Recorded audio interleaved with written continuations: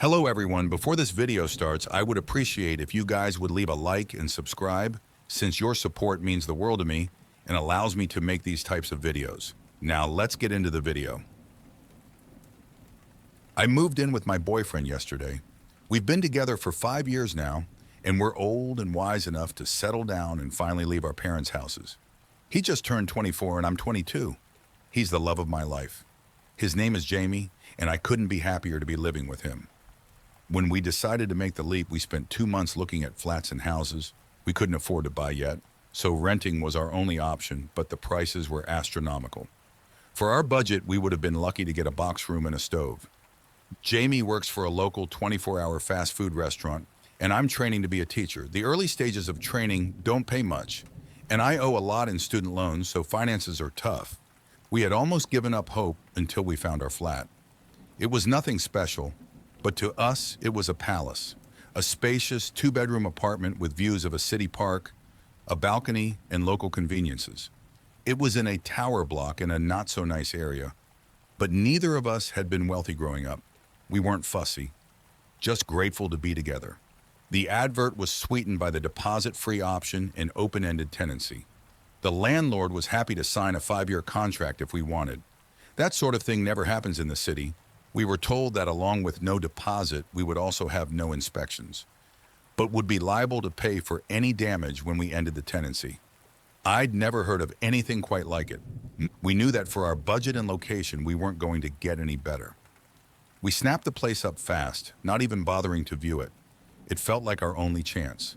Move in, day rolled around quickly, and yesterday we got the keys to our first home together. It was such a strange feeling. The day was chaos, getting our stuff in and up in the lift. We were flat number 42 on the 7th floor. The items we couldn't get in the lift had to be taken up all the stairs by the removal men. I think they were grateful we weren't any higher, but I still wish we had been able to give them a better tip. In the evening, we settled down on our secondhand sofa, given to us by a cousin of a friend, and watched some TV. We smoked cigarettes on the balcony looking at the park and fell asleep on our mattress on the floor super early because we had no energy to put the bed together yet, and Jamie had work at a hideous time of the morning. We slept soundly last night. I felt safe and happy. I don't think that feeling is coming back anytime soon, and it's all due to the note I found this morning. I found it in the kitchen having a coffee, hours after Jamie had left for his early shift at work. It was in one of the cupboards that were fixed to the wall. There were a bunch of useful items from the previous tenant. Spare keys to the flat, a set of tiny keys that locked and unlocked the windows, necessary for those with kids this high up, spare smoke alarm batteries, and a folded up piece of paper. The note was handwritten with new occupier of flat 42 in beautiful cursive on the blank side. I opened it up and sat down to read. I can't really describe it to you, so I'm going to copy it out below. Dear new occupier, firstly, welcome to your new home. I lived here before you for 35 years with my husband. Unfortunately, he had an incident at home recently that I'd rather not discuss that claimed his life. My sister has now decided I can't keep up with the demands of the property and has insisted that I move in with her and her husband. I was reluctant at first, but the stairs do kill me at my age, and without Bernie, it's filled with sadness. Anyway, when you've lived somewhere for as long as I have, it feels like a person that you know. You understand its personality and what makes it tick. I thought it was probably pertinent that I impart some of that knowledge on you. It's a wonderful home, honestly. I have lived through best and worst years, and leaving it behind is very emotional. But if you are to survive and get the best out of it, then there are some steps you need to follow. 1. The landlord will never bother you. He doesn't visit, call, or communicate in any way. But make sure to pay your rent in a timely fashion always. I have only dealt with him once in 35 years, and let's just say I never missed another rent day. Any repairs required, you speak to the agent you rented the place with. 2. Do not use the communal lift between 1:11 and 3:33 a.m. Just don't do it. This step is vital if you are to have a happy life here. It really is life or death. Don't do it. This has cost me and many others in the building greatly, and I would rather not elaborate on why you shouldn't do this. Just please don't do it. I cannot stress this enough. 3. When you hear the strange animal noises coming from flat 48, don't question it. Mr. Prentice lives there and he's a lovely chap. Don't be afraid to say hello to him in the corridor or on the stairs. He's old school, so he never risks the lift. But whatever you do, don't check on him when you hear the noises. You'll know when you hear them. 4. If you ever come across a window cleaner on the balcony, ignore him. He may seem like the nicest fellow you've ever had trying to sell you something at the door, but it really is best that you don't engage. He will go away if you ignore him, but he tries pretty hard the first few times, so you'll need some resilience. Whatever you do, don't offer him anything. No money, no hot drink. 5. Don't leave food scraps out. Bin or refrigerate them immediately. If you have small animals, it is imperative that you watch them eat and take away any leftover food immediately after they are done. This and Rule 2 go hand in hand. The things forage all day and seem to really love animal feed. You don't want them in your flat. I promise. You can leave what you want out between 1:11 and 3:33 a.m., so you may want to feed your pets then. 6. Don't communicate with any neighbors who claim to come from flat 65, 72. These flats suffered a fire in the late 80s that devastated the whole floor. All the residents died in their homes. The building was mostly council-owned at the time, and they never bothered to renovate the flats.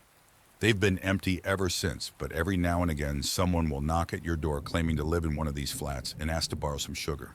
They will seem entirely average, but you must shut and lock the door immediately. I installed 2 extra security bolts to avoid these fuckers. I don't like to swear at my age, but they really are fuckers. 7. Simple one for you here. Keep a weapon in each room. Sometimes you follow all these steps and something still slips through the net. Better to be safe than sorry. 8. The building has a committee that will try and get you to join. It's one of those neighbors groups about improving living conditions for all residents. It's a nice group, and the lady who runs it, Terry from Flat 26, is a fantastic neighbor. By all means, get involved. But I wouldn't recommend babysitting Terry's 2 children. She'll ask you, because the poor woman needs a break. But if you accept, don't say I didn't warn you. 9. Stray hairless cats sometimes roam in the hallway. I know they're supposedly a special expensive breed, but they don't belong to anyone. They're mostly harmless, but don't pick them up. Not unless you see one of those neighbors that claims to live in 65, 72. Then grab the cat and lock it inside with you. It'll burn your skin a little, but the cats are friendly, and I wouldn't want to see them hurt. 10. There is no way to fix the damp patch on the ceiling in the bedroom. Sometimes it will turn a deep crimson and look quite concerning, but please try not to be alarmed. It doesn't drip, it doesn't get any bigger, and it's been there longer than I have. The landlord won't budge on it, according to the agents. I flagged it many times, even called the police the first night it changed color. But it was a waste of time, and it will be for you too. It's best to ignore it. 11. You can trust the postman. His name is Ian Flanders, and he's been the postman since before I moved in. He has his own key to the main door and delivers post to the door every morning at 8:54. I can't include everything here, or it would become a novel, but if you have any questions, Ian will help you. 12. Finally, the first few weeks are the worst. You'll feel like you've made a mistake. I'm sure reading this you already do, but if you can get through the first few weeks, it really is a lovely block to live in. Every property has its quirks, and this one is a little extra special, but you can be truly happy here if you just take my advice. I wish you all the best, I really do. Yours truly, Mrs. Prudence Hemmings. I don't really know what to think after reading the note. Hopefully it was some sort of joke, but the agent had said the previous tenant was an elderly lady, and I can't see anyone named Prudence Hemmings attempting to play practical jokes on someone they'd never met. There were also parts of the note I couldn't disprove. There was indeed a large damp patch above the bed that me and Jamie had already discussed reporting. No crimson, but it definitely existed. I had also commented on a beautiful Sphinx cat roaming the halls as we were moving in. I started to get seriously freaked out. Our dream, our beautiful little home, had just become a source of fear and confusion. I checked the time and it was 9:14. Damn it, out of time to catch Postman Ian. When I opened the door to check, sure enough, 2 letters addressed to a Mrs. Hemmings sat on the doorstep. At about 11:15, my worst fears were truly confirmed when a friendly, middle-aged looking man carrying window cleaning equipment knocked on my balcony door. I ignored him. I didn't want to take the risk until I'd spoken to Jamie and showed him the note. I'd texted him already to rush home. I felt bad as the man rapped his knuckles against the door for over 10 minutes. But honestly, the longer it went on, the more I was terrified. My windows were sparkling, and due to our lack of curtains, I couldn't even hide from his gaze. I felt so exposed. He stayed for a total of 30 minutes exactly, and never once did he stop looking at me or knocking. He shouted the occasional ultra-friendly line or humble request for a beverage in the heat through the door, but I did my best to avoid eye contact. When he finally left, I looked outside every window in the flat, but I couldn't see him on any of the other balconies or see any equipment suggesting he was around. He had vanished completely. Jamie still hadn't texted me back. He must have been having a rough shift. It was a Friday and they were always busy. It wasn't often that he didn't reply. He was due home in around an hour anyway.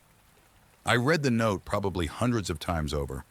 I tortured myself reading it for the next hour, desperately waiting for Jamie to come through the door to tell me it was all crazy and I should relax. I hoped for that so much. But Jamie never came. His shift should have finished around midday, but by 2 p.m. he still wasn't home. I panicked, I cried, I left over 100 voice messages on his phone but got nowhere. I finally decided it had been long enough that calling his work wouldn't embarrass him, and his boss told me that he had never turned up for his shift. I thought about it. What could have happened? And then it hit me. Jamie's shift started at 4 a.m. today. He would have left the flat at 3.15 and taken the lift down the stairs. I don't know what to do. I've tried to convince myself it was all just a big joke. Maybe Jamie wrote the note and got his boss in on it. A voice in my head kept telling me that he couldn't write like that if he tried, but I had to attempt to fool myself. It's getting late and he still isn't home. What if it's all true? I think we made a big mistake. Thank you for watching the video fully. Please hit the like and subscribe button, since I could not make these videos without your support, and it means the world to me.